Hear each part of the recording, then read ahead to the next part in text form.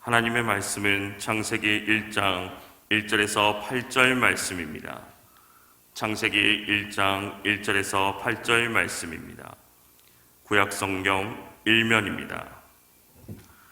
오늘 말씀은 창세기 1장 1절에서 8절 말씀입니다.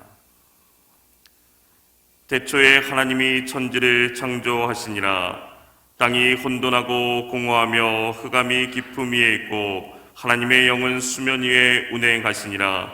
하나님이 이르시되 빛이 있으라 하시니 빛이 있었고 빛이 하나님이 보시기에 좋았더라.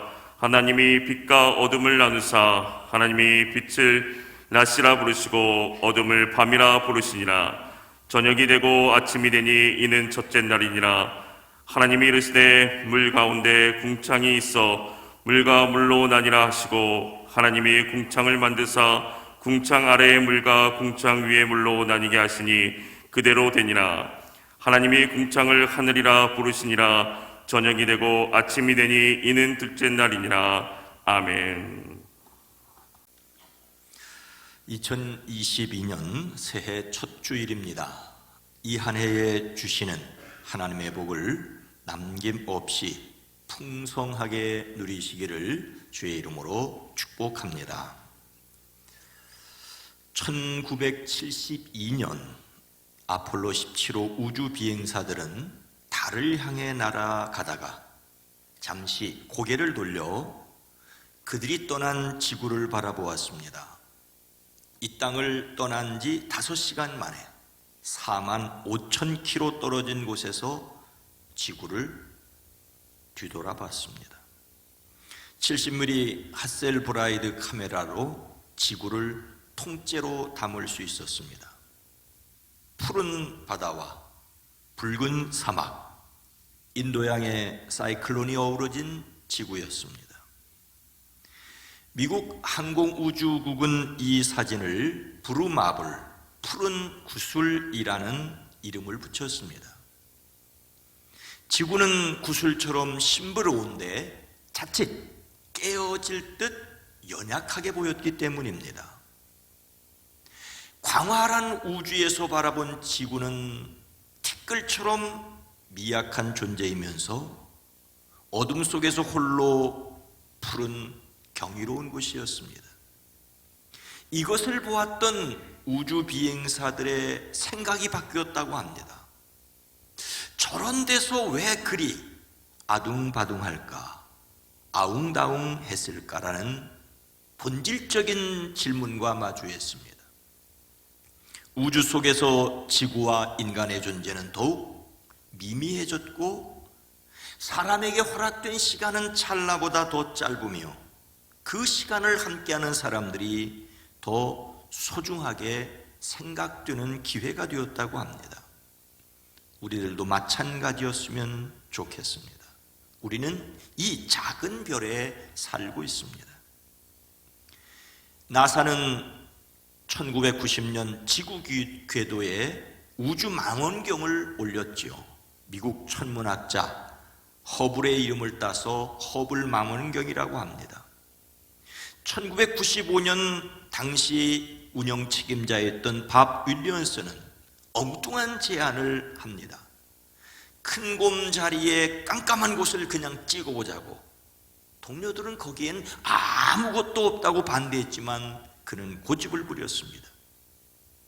그런데 열흘 동안 렌즈를 맞춰 놓았더니 무려 3,000개나 되는 은하가 보석처럼 박혀있는 놀라운 사진이 찍혔습니다. 허블 딥 필드라고 불리우는 이 이미지는 과학자들의 의견을, 생각을 뒤바꿔 놨습니다. 우주는 그동안 사람들이 알고 있던 것보다 훨씬 넓고 훨씬 오래된 것이었습니다. 하나님의 창조를 믿는 과학자로서 천문학자들은 어떤 생각을 할까요? 서울대 물리천문학부 우종학 교수는 과학이란 신을 부정하는 학문이 아니라 하나님의 창조의 과정을 밝혀내는 축복을 입은 학문이라고 하였습니다. 우 교수는 우주의 역사를 연구하는 천문학을 전공하면서 과학의 세계를 하나님의 창조 세계로 알고 있습니다. 과학이 발견하는 우주가 넓어지면 넓어질수록 하나님께서 만드신 세계는 더욱 넓어집니다. 이런 의미에서 과학이 필요합니다. 그러나 그것이 인생은 무엇이며 어떻게 살아야 할지를 다 설명할 수는 없습니다. 어떻게 만드셨는지는 설명할 수 있을지만 우리는 그래서 어떻게 살아야 할지를 계속 물어야 합니다. 성경은 태초에 하나님이 천지를 창조하시니라고 장엄한 선언을 하십니다. 이것은 우주 만물과 인간의 시작을 알리는 가장 아름다운 노래입니다. 하나님을 믿는 사람들의 가장 중요하고 기본적인 고백입니다. 모든 것은 하나님으로 말미암았음을 믿습니다. 우주 공간 자체와 그 안에 물체 일체가 없는 것에서 있게 되었습니다. 오늘 말씀은 태초에 하나님이 천지를 하늘과 땅을 창조하셨다며 그 땅이 어떤 것인지를 설명합니다. 2절 말씀입니다. 땅이 혼돈하고 공허하며 흑암이 깊음 위에 있고 하나님의 영은 그 위에 운행하시니라. 하나님께서 없는 곳에서 있게 창조하셨고 그 후 엿새 동안 이 지구에 있어야 할 것들을 만드신 것을 성경은 설명하고 있습니다. 하나님께서 처음 만든 소위 원시 우주 상태는 모든 구성 물질이 한데 뒤엉켜 아직 각각의 사물이 나누어지지 않았습니다. 오늘 말씀은 그 처음 만드신 땅이 혼돈하였다라고 하십니다. 여기서 혼돈은 황폐된 채로 버려져 있다는 뜻으로 사람들이 사용하는 말입니다. 마구 뒤섞여 있어 갈피를 잡을 수 없는 그런 상태였지요. 아무렇게 버려진 황무지와 같은 모습입니다. 한마디로 무엇이라고 설명할 수 없는 혼돈 그 자체인 세상이었습니다. 이런 혼돈을 하나님께서 어떻게 하셨습니까? 말씀하시기를 빛이 생겨나라 하시니 빛이 생겼습니다. 그 빛이 하나님 보시기에 좋았습니다. 그런데 그 빛에 대하여 오늘 성경 말씀은 이렇게 표현하고 있습니다. 하나님이 빛과 어둠을 나누사 하나님이 빛을 낮이라 부르시고 땅을 어둠을 밤이라 부르시니라. 하나님이 말씀하셔서 빛이 있게 되자 그 빛과 빛이 없는 어둠을 나누셨습니다. 마치 뒤섞여 있던 빛과 어둠을 갈라놓으신 것처럼 보입니다. 빛과 어둠을 구분하여 질서를 만드셨습니다. 둘째 날 하늘을 지으실 때도 마찬가지입니다. 물 가운데 궁창이 생겨 물과 물을 갈라놓으셨습니다. 위에 있는 물과 아래에 있는 물로 구분하셨습니다. 셋째 날 땅을 지으실 때도 마찬가지였습니다. 묻과 물을 구분하셨습니다. 하늘에 빛나는 천체가 생겨 낮과 밤을 가르게 하시고 계절과 날과 해를 나타내는 표가 되게 하셨습니다. 하나님은 혼란스럽게 뒤섞여 있는 것을 분리하셨습니다. 무질서하게 뒤섞여 있는 것을 구분하여 질서 있게 하셨습니다. 하나님께서 창조하실 때 무에서 유를 만드시고 그 유에서 또 다른 유를 만드셨는지는 우리가 단정할 수 없습니다. 분명한 것은 혼돈하여 무질서한 땅에 질서와 법칙을 만드셨다는 것입니다. 하나님께서 혼돈한 곳에 질서를 만드셨습니다. 성경 요한복음 3장 16절은 하나님이 세상을 이처럼 사랑하사 독생자를 주셨으니 이는 그를 믿는 자마다 멸망하지 않고 영생을 얻게 하려 하심이라고 말씀하십니다. 여기에서 하나님이 사랑하신 세상은 코스모스입니다. 가을을 대표하는 코스모스 꽃처럼 질서 있는 세상, 법칙과 질서가 있는 세상을 하나님은 사랑하십니다. 광대한 우주의 질서가 없다면 혼란 그 자체일 것입니다. 하나님께서 질서를 만드셨습니다. 과학은 하나님께서 만드신 질서를 발견해 나가는 것입니다. 우리는 우주의 질서를 생각하며 우리를 구원하신 하나님의 영적 질서를 깊이 생각해야 합니다. 하나님께서 우리를 부르시고 의롭다 하시고 영화롭게 하십니다. 2022년에는 혼돈이 가시고 정치, 경제, 사회, 문화의 질서가 회복되기를 소망합니다.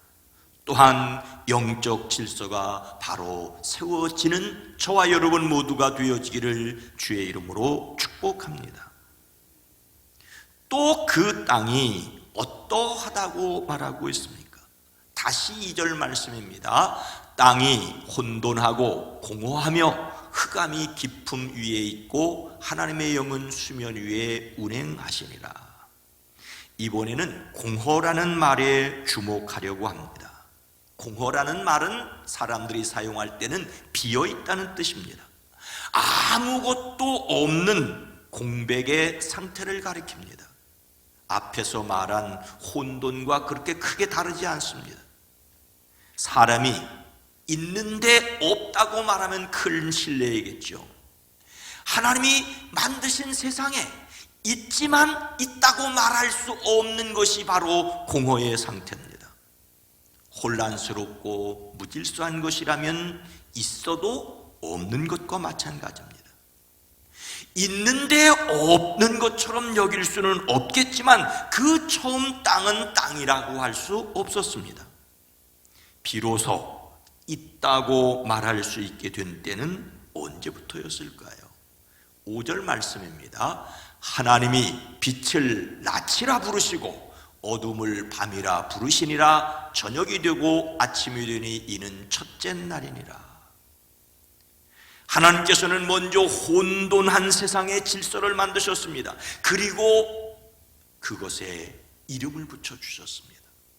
빛을 낮이라고, 어둠을 밤이라고, 그리고 낮아 하루가 지냈습니다.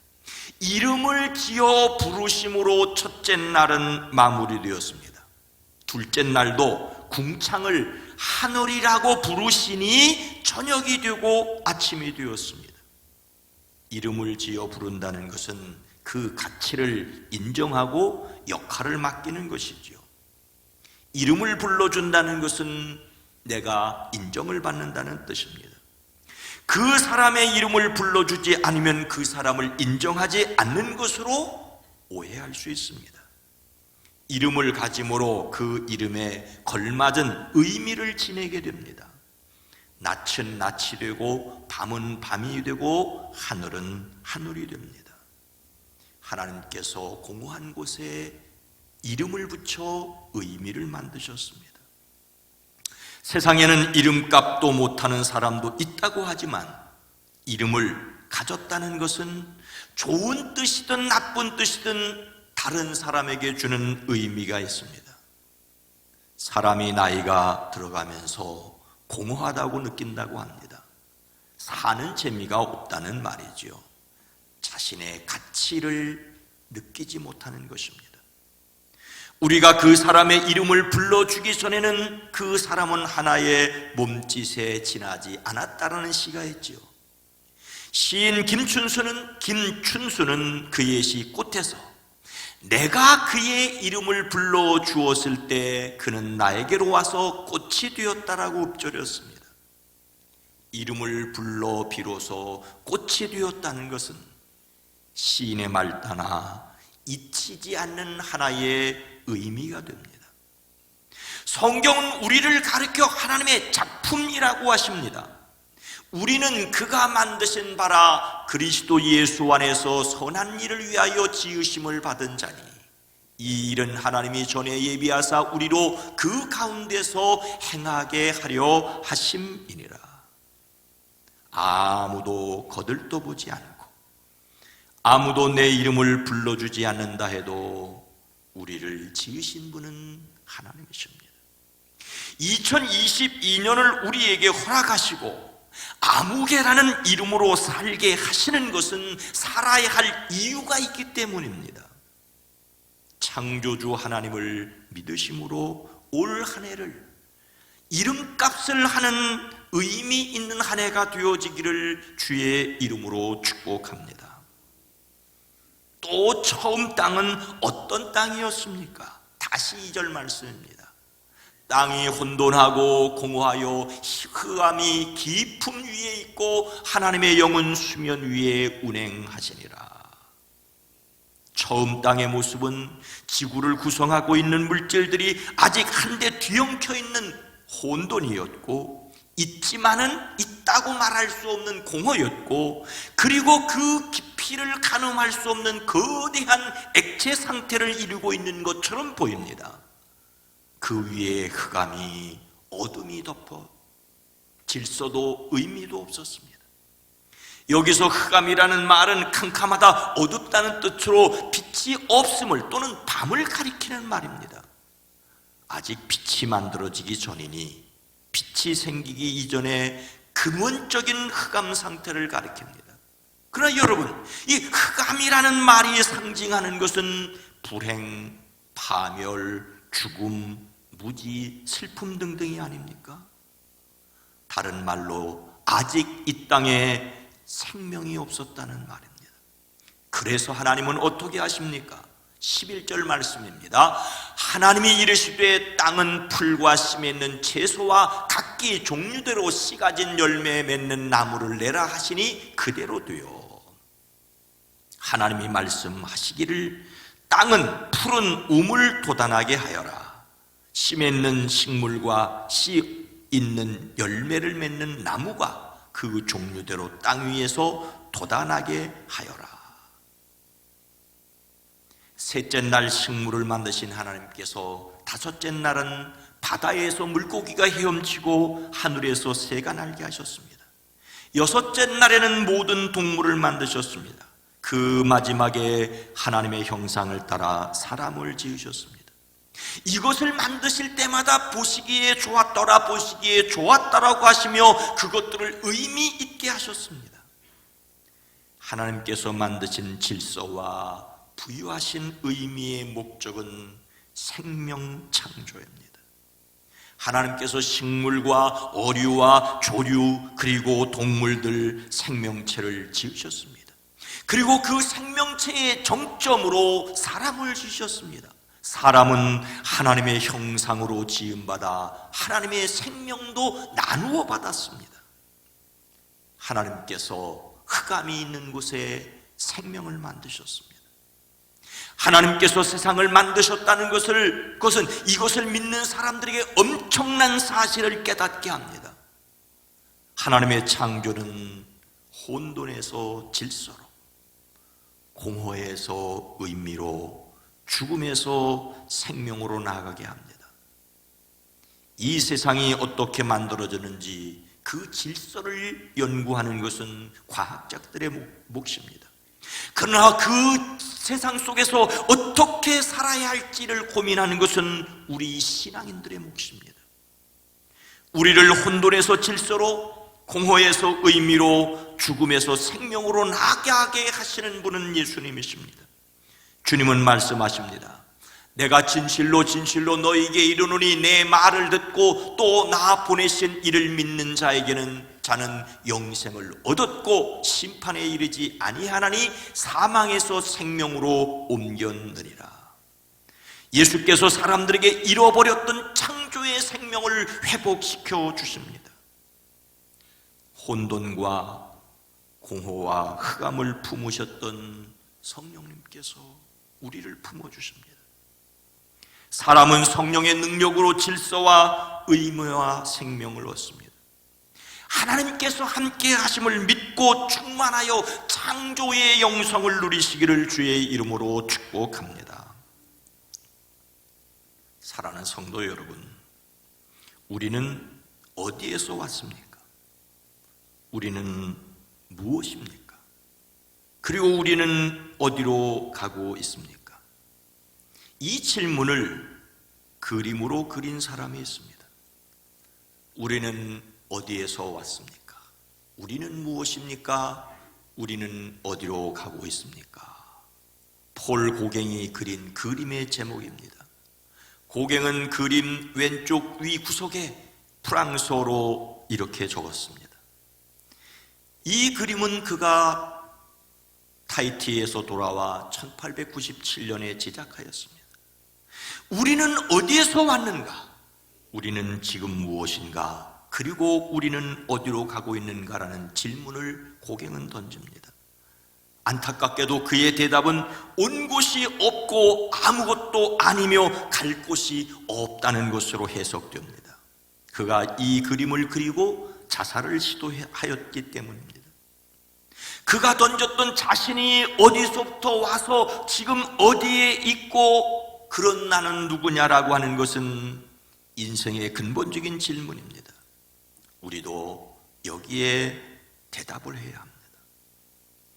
우리는 자신이 어디에서 왔는지를 알아야 합니다. 그리고 어디로 가는지를 알아야 합니다. 어디에서 와서 어디로 가는 자신이 누구인가를 알아야 인생의 문제가 해결됩니다. 성경은 이 질문에 대하여 분명히 말씀하십니다. 우리는 하나님께로부터 와서 다시 하나님께로 돌아갈 하나님의 사람으로 이 땅을 살아가는 인생입니다. 주님은 말씀하십니다. 내가 곧 길이요 진리요 생명이니. 예수님은 미 길이신 것을 아는 것이 영적인 질서입니다. 예수님을 진리로 믿음의 인생의 의미가 있습니다. 그런 우리는 하나님 안에서 생명입니다. 창조주 하나님을 믿음으로써만 질서와 의미 그리고 생명이 있습니다. 창조주 하나님을 믿으심으로 승리하는 2022년 한 해가 되어지기를 주님의 이름으로 축복합니다. 거룩하신 하나님, 자비로우신 주여, 우리로 하여금 그리스도 예수 안에서 하나님의 창조를 믿는다는 것이 첫째 날부터 여째 날까지 창조의 순서를 외우는 것이 아니라 그 창조주 하나님이 나를 지으셨고 만드신 질서를 따르고 하나님이 부여하신 의미를 실현하는 저희들 되어지게 하옵소서. 살아있다고 말할 수도 없는 그러한 삶이 아니라 예수 그리스도 안에서 깨질 것 같은 물방울 같지만 존귀하게 하심을 믿음으로 담대하게 살아내는 2022년 한 해가 되어지게 하옵소서. 예수님의 이름으로 간절히 기도드리옵나이다. 아멘.